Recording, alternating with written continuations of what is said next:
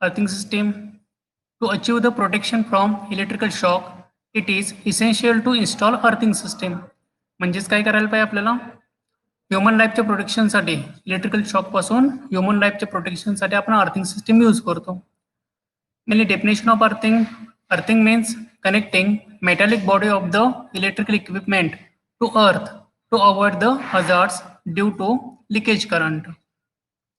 आता एखादे metallic body असेल इथं आपण बघितलंय हे काय इलेक्ट्रिकल इक्विपमेंट आहे.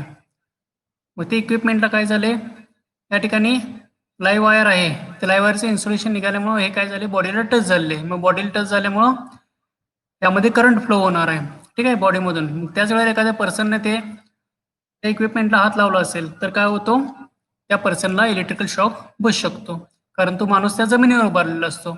इथून फेज वायर पास होऊन जमिनी थ्रू अर्थिंगला म्हणजे ग्राउंडला जाते ती करंट असेल तो त्यामुळे त्या ठिकाणी त्याला शॉक बसू शकतो ठीक आहे.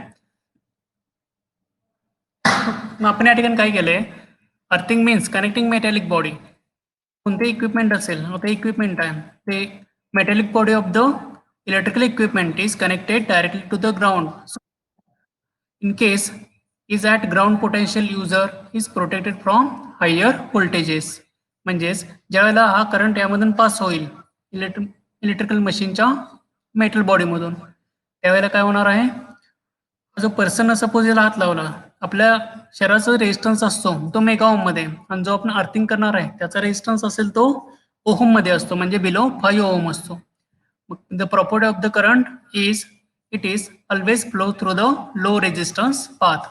करंट नेहमी लो रेजिस्टन्स पाथ मधून फ्लो होत असतो. आपल्या शरीराचा रेजिस्टन्स किती आहे मेगा ओहम मध्ये आणि अर्थिंगचा रेजिस्टन्स बिलो 5 ओहम त्यामुळे यामधून करंट पास होतो. कशामधून अर्थिंग मधून. आपल्या शरीरामधून करंट पास होत नाही. आणि अशा प्रकारे by using the earthing we protect human life from electrical shock.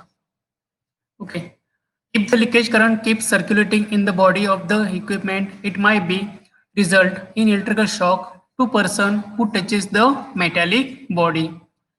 आता आपण आताच बघितले यामध्ये जो लिकेज करंट आहे तो लिकेज करंट या बॉडीमधून इक्विपमेंटच्या बॉडीमधून पास झाला आणि आपण जर त्याला हात लावलं तर आपल्याला शॉक बसू शकतो.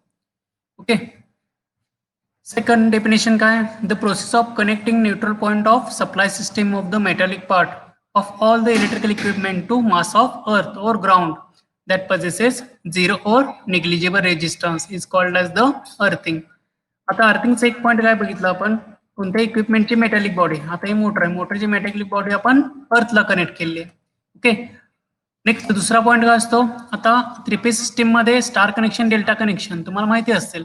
स्टार कनेक्शन मधला जो न्यूट्रल पॉइंट आहे किंवा आपण त्याला स्टार पॉइंट म्हणतो त्या ठिकाणी झिरो पोटेन्शियल असते. ज्यावेळेला अनबॅलन्सिंग करंट होत असते म्हणजे 3 फेज वरती अनबॅलन्सिंग लोड झाला असेल तुम्हाला ईसीएन इलेक्ट्रिकल सर्किट नेटवर्क मध्ये स्टार कनेक्शन झालं असेल त्यामध्ये अनबॅलन्स लोड बॅलन्स लोड तुम्हाला माहिती असेल. जर अनबॅलन्स लोड झाला असेल म्हणजे तिन्ही फेज वरचा लोड अनबॅलन्स असेल तर काय होणार आहे त्यामध्ये इथून जो करंट आहे न्यूट्रल पॉइंट मध्ये करंट काही प्रेझेंट असणार आहे. अनबॅलन्स लोडिंग कंडिशनला बॅलन्स लोडिंग कंडिशन मध्ये स्टार पॉइंटचा करंट असतो तो 0 असतो.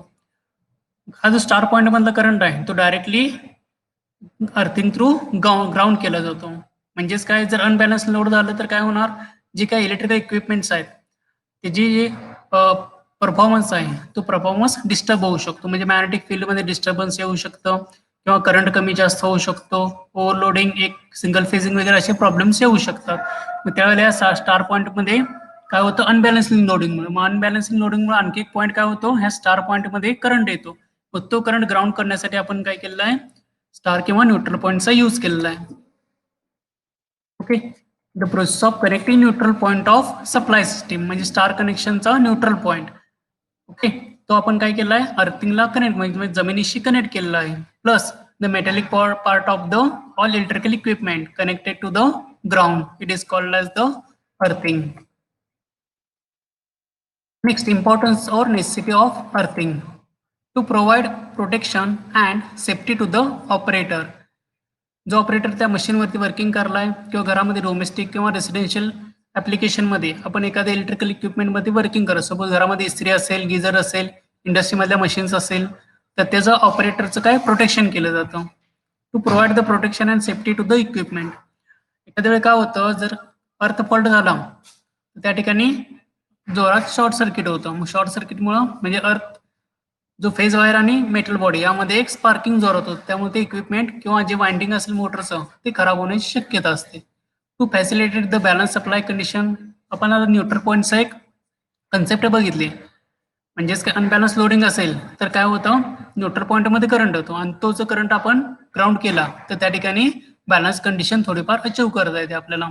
To provide safe path to the discharge lightning and short circuit element. आता आकाशामध्ये वीज चमकते, मग वीज काय होते, जमिनीवर पडते किंवा इलेक्ट्रिकल इन्स्टॉलेशन वरती वगैरे स्ट्राईक झाली तर काय होणार आहे, इन्स्टॉलेशन पूर्णपणे जळून जाणार आहे. मग ते लाइटनिंग स्ट्रोक असेल तो ग्राउंड करण्यासाठी आपण अर्थिंगचा यूज करतो. To isolate the faulty section, म्हणजे आपण एखादा अर्थ फॉल्ट झाला असेल तो तेवढाच पार्ट काय होतो, जो फॉल्टी कंडिशन असेल तेवढाच पार्ट काय होतो, ट्रिपिंग होतो आणि बाकीचा अदर पार्ट काय होतो तसाच वर्किंग कंडिशन मध्ये राहतो. To protect the installation from sudden high voltages, switching surges with lightning arrester and surge suppressor. म्हणजे एखाद्या वेळी काय होतं, मोठा एखादं इक्विपमेंट ऑन केलं असेल तर काय होणार आहे, ऑन केल्यामुळं करंट असेल स्टार्टिंग करंट तो इक्विपमेंटचा जास्त असतो. मग स्टार्टिंग करंट हाय झालं तर व्होल्टेजमध्ये डिस्टर्बन्स येऊ शकतात, त्याला आपण व्होल्टेज सर्जेस म्हणतो किंवा स्विचिंग सर्जेस म्हणतो. किंवा ज्यावेळेला रेनी सीझन असेल, रेनी सीझनमध्ये काय होते, आकाशातल्या विजेमुळे जे इन्स्टॉलेशन असतं इन्स्टॉलेशनवरती एक अपोजिट चार्ज तयार होत असतो. ठीक आहे, मग त्या अपोजिट चार्जला सप्रेस करण्यासाठी आपण अर्थिंगचा यूज करतो. नेक्स्ट फेज बॅलन्सिंग, आताच आपण कन्सेप्ट बघितली फेज बॅलन्सिंगची. Earth provide safe path to discharge lightning. आता इथे एक एक्झाम्पल दिले, एक्झाम्पल मध्ये काय केले की घर आहे, त्या घरामध्ये काय लाइटनिंग जर घरावरती वीज पडली तर घर पूर्ण जळून जाणार आहे. मग त्यासाठी काय केलेलं असतं, एक लाइटनिंग रॉड हा घराच्या वरती इन्स्टॉल केलेला असतो. म्हणजे आकाशामध्ये वीज होईल, लाइटनिंग रॉडची हाईट जास्त असते घरापासून, त्यामुळे ज्याला लाइटनिंग स्ट्राईक होणार आहे, लाइटनिंग स्ट्राईक डायरेक्टली पहिल्यांदा रॉड वरती होणार व रॉड थ्रू डायरेक्टली अर्थिंगला पास होणार आहे आकाशातील वीज.